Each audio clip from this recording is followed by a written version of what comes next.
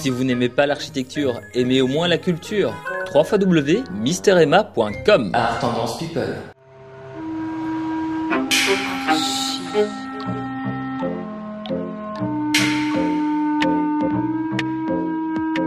Bonjour et bienvenue dans Arch Urbain, l'émission qui vous parle d'architecture et d'urbanisme à Bruxelles. Je suis à Saint-Josse aujourd'hui en compagnie de Francesco Ravo. Bonjour Francesco, tu vas bien? Bonjour, très bien. Oui. On est ici dans ton lieu. Nous sommes chaussée de Louvain, dans un endroit mythique qui s'appelle le Mirano. Voilà, le Mirano. Alors, ça s'est appelé pendant longtemps le Mirano Continental. Aujourd'hui, c'est le Mirano tout court? Non, ça s'appelle toujours le Mirano Continental. On poursuit l'aventure commencée il y a 30 ans par Paul Sterks. Voilà, c'est très bien. C'est ça. Donc, en fait, tu as racheté, non pas le bâtiment, mais le fonds de commerce.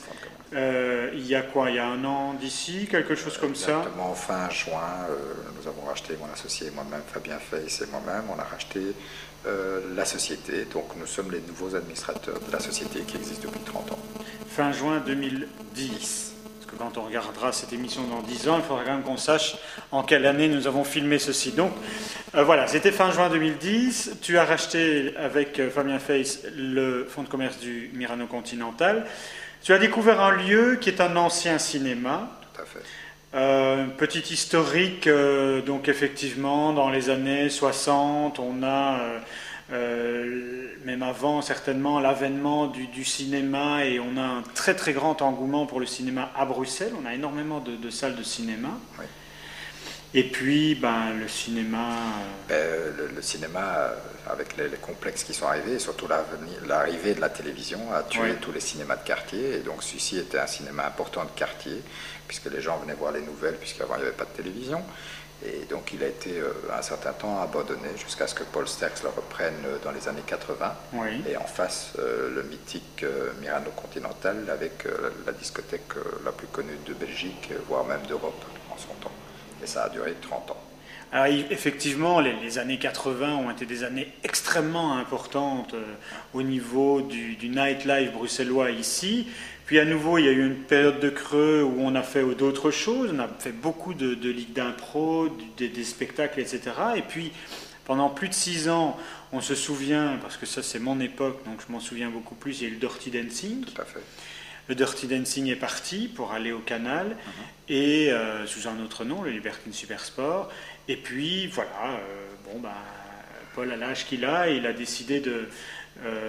Mais dès le départ, il s'était fixé 30 ans, oui. Et il a respecté son engagement tant vis-à-vis de ses partenaires et vis-à-vis de ce qu'il a toujours dit, donc il était fidèle à lui-même.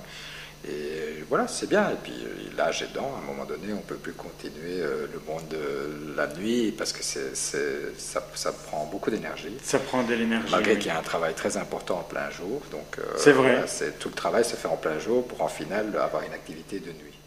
C'est vrai parce que Paul travaille beaucoup plus la journée que la nuit. Alors on va découvrir l'endroit un petit peu parce qu'il a un peu changé quand même depuis que tu as repris le lieu. On va ouvrir les portes. Donc on est dans l'entrée ici, on reconnaît très bien l'entrée, la rue est là derrière et on va rentrer dans le bar central qui s'allume, c'est magnifique. On va se retourner un peu pour découvrir en fait la salle qui est derrière nous. Quand tu as découvert le lieu, qu'est-ce que tu t'es dit? Quand tu as découvert le lieu, quand tu as repris un adepte parce que je suis venu depuis 30 ans, je venais ici au Mirano comme client. Et donc notre volonté dès le départ était de maintenir les lieux, si ce n'est de lui donner un côté plus clean quelque part à l'endroit. Et voilà, donc on a maintenu un aspect un peu... bateau des années 30 et avec ce bar central et on lui a simplement redonné d'autres couleurs, c'est tout. Le bar central qu'on voit là mais qui est quand même beaucoup plus petit que ce qui était... Paradoxalement il est beaucoup plus grand qu'avant. Ah c'est vrai. Si on fait le tour du bar ça fait à peu près 20 mètres de bar donc c'est important. D'accord. Il y a plus de place qu'avant parce qu'il y avait, il y avait des zones de cloison qu'on a éliminées et donc on permet aujourd'hui maintenant de faire le tour du bar mais sans arrêt. On peut tourner autour du bar pendant des heures si ça amuse la clientèle. Mais quand tu as repris le Mirano, tu t'es dit je veux que ça continue à être une discothèque ou tu t'es dit ça, non? de toute façon, Oui. on a maintenu l'aspect discothèque, mais en y ajoutant vraiment 2 points supplémentaires, qui est vraiment pousser à fond l'événement, tout à fait, qui peut être un événement privé de n'importe quelle entité qui veut faire un event chez nous, plus le Merano Live et la scène avec des showcases et des choses comme ça qui sont prévues maintenant dans ce mois-ci, notamment dans les jours qui viennent. D'accord. Alors, est-ce que c'est un endroit classé? Parce qu'il y a quand même des choses importantes ici. Il n'est pas tout à fait classé, il est sur une liste de sauvegarde, donc Oui. c'est assez large, c'est-à-dire que c'est d'intérêt culturel. Ce qui est d'intérêt culturel, c'est la façade extérieure avec les frontons, etc. et toutes les moulures intérieures qui existaient. Seulement, déjà dans les années 80, quand notre prédécesseur a refait les travaux intérieurs, le vieux cinéma, tout a été vidé si ça n'était pas déjà le cas quand lui il a pris à cette époque. Donc on ne retrouve que des éléments de décoration, moulures et autres. Pour le reste, il n'y a plus rien de l'époque. On ne reconnaît pas spécialement que c'était un cinéma dans l'endroit. Voilà. Oui. Il y a une scène, voilà, c'est tout, ça s'arrête là. C'est ça. On va poursuivre notre visite. Donc ici, on était dans ce qui était un bar avant, donc maintenant c'est un lobby. Voilà, un lobby, on arrive devant le bar central. Le bar central, et puis on va arriver dans la salle que tout le monde connaît alors, avec... La piste centrale qui tourne toujours.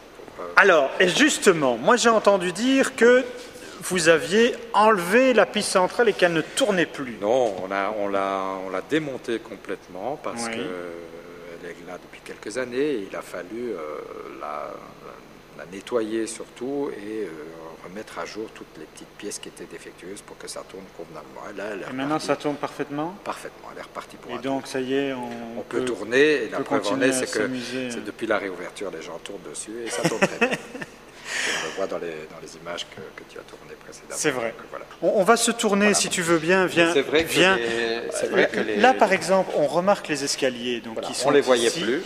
On les voyait plus camouflées. parce qu'il y avait le son qui était là De part et d'autre. et le DJ qui était là. La scène, elle est courbe. On retrouve la scène courbe. C'est vrai qu'on a retrouvé, mais seulement cette image-là, il n'y a que les gens qui sont venus il y a 30 ans qui s'en souviennent. Parce que ceux qui sont venus dans les années 80 n'ont plus souvenir de ceci. Et donc, il n'y a que les anciens qui se souviennent de comment c'était avant. Et c'est vrai qu'ils pourraient dire qu'on est revenu de quelque chose de très sobre, mais c'était comme ça. C'était ultra sobre dans les années 80, si ce n'est les couleurs plus chaleureuses, peut-être que maintenant, parce que nous, on est resté très, très sobre, très foncé, si ce n'est qu'on a mis tout en blanc et les rideaux en doré, etc. Donc, les couleurs, alors, doré et blanc. Doré, blanc et noir. Noir. Voilà. Mais les murs, au tout début, ils étaient blancs. Vous les avez... Non, ils étaient blancs parce que c'était la couche de fond et on n'avait pas terminé le travail. Donc, pour l'ouverture, on n'a pas eu le temps. D'accord, d'accord. Donc, les images que vous voyez de l'ouverture, les murs sont encore en blanc. Mais maintenant, regardez, hop, Ils sont en noir. ils sont en noir. Et alors, on voit... Viens, on va encore un peu se bouger parce que je voudrais montrer quelque chose que l'on voit ici, la courbe. La courbe, c'est une courbe que l'on retrouve sur le site internet aussi. C'est vrai. Et j'ai l'impression que c'est vraiment devenu, encore une fois, la ligne épurée. S'il ne devait rester qu'une chose, c'est cette moulure et le M du Mais Merano. il nous a semblé, nous, que cette moulure était très très forte et qu'elle devait être prise sur notre site et aussi dans le lieu et de la souligner. Elle a été soulignée dans les années précédentes, elle a été peinte de diverses couleurs, je crois qu'il y a 8 couches de peinture sur cette moulure, peut-être même plus, mais nous on l'a soulignée, on lui a donné ses lettres de noblesse. En fait, on a voulu rendre au Merano ces lettres de noblesse en soulignant. D'origine, oui, tout à fait, en avec soulignant ce qui devait être souligné. Par des dorures, tout ce qui devait être souligné. Est-ce qu'on a eu tort ou c'est bien? Nous, on pense que c'est bien, et puis il n'y a que l'avenir qui nous le dira. Et puis, bon, voilà, nous, on veut aujourd'hui que l'endroit soit approprié par notre clientèle et que vraiment, on est ouvert, quoi. S'il y a des gens qui ont envie qu'on apporte certaines modifications et que c'est faisable, on le fera. Alors, vous avez amené quand même également du contemporain, avec sur la scène un gigantesque mur de LED. Donc c'est un produit relativement coûteux qui est venu de Chine, qu'on a élaboré, qu'on a fait faire spécialement pour nous. C'est 35 mètres carrés de mur de LED, mais qui donne une image d'écran. On le voit sous les images précédemment. Donc ça peut nous servir de fond, ça nous donne la couleur de l'endroit, mais ça sert aussi de support pour tout événement qu'on puisse faire dans les lieux, défilé de mode ou tout autre événement. Et c'est important. Donc c'est la modernité qui est rentrée dans une ancienne salle. On a mis le contemporain par cette touche de technique. On a revu les sons, on a revu le DJ qui n'était pas placé, on l'a mis en avant avec nos différents sponsors aussi, puisqu'ils sont intervenants. Mais voilà, on essaye d'être très très propre à ce niveau-là, on n'est pas en train de matraquer de manière forte de publicité ou autre dans l'endroit. D'accord. Francesco, on va se quitter ici. J'espère qu'on se retrouvera pour voir d'autres lieux, parce que tu es également le créateur du Spirito Martini qui se trouve j'allais dire à Madou, mais non pas du tout, à la Porte de Namur. Donc j'espère que tu m'inviteras pour aller voir ce lieu également. On a une lumière aujourd'hui qui est odieuse, mais qui est la lumière j'allais dire de chantier, mais non, de jour, de travail, etc. Et on le voit bien évidemment sur les images. Lorsque la nuit s'éveille, lorsque la nuit arrive, la lumière s'éveille et la musique également. Je vous invite donc à essayer de passer les portes du Murano, parce que je suppose qu'il est toujours aussi difficile de rentrer au Murano qu'avant. Et quant à nous, on se retrouve dans une prochaine émission et vous pouvez voir et revoir cette émission sur www.archiurbain.be. Merci beaucoup. Merci à toi.